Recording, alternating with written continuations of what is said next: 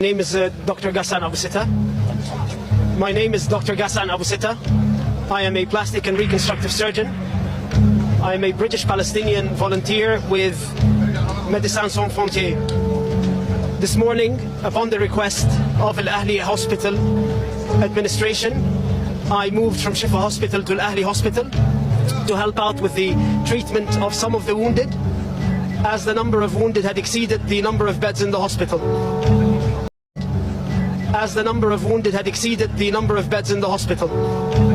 We had been operating all day and had made the decision that in order to continue operating on these patients, I would stay behind and sleep at the hospital.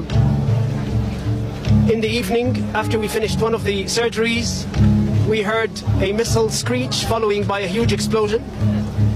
As a result of the explosion, part of the ceiling of the operating room fell, and towards the emergency department, we could see bodies of children piled up, both dead, not moving, and wounded.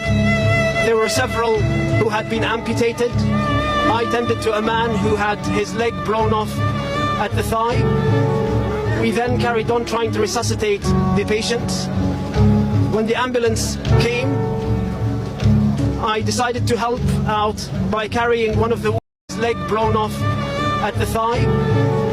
We then carried on trying to resuscitate the patients. When the ambulance came, I decided to help out by carrying one of the wounded who had had a shrapnel in his neck into the ambulance. As I was walking towards the ambulance, there were body parts everywhere, and there were bodies piled up in the courtyard of the hospital. For Israel's war effort on the Palestinian people has the blood of these children on their hands.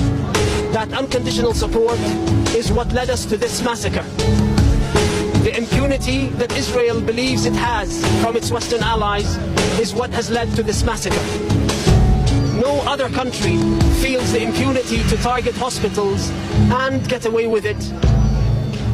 What happened today is a war crime, and if these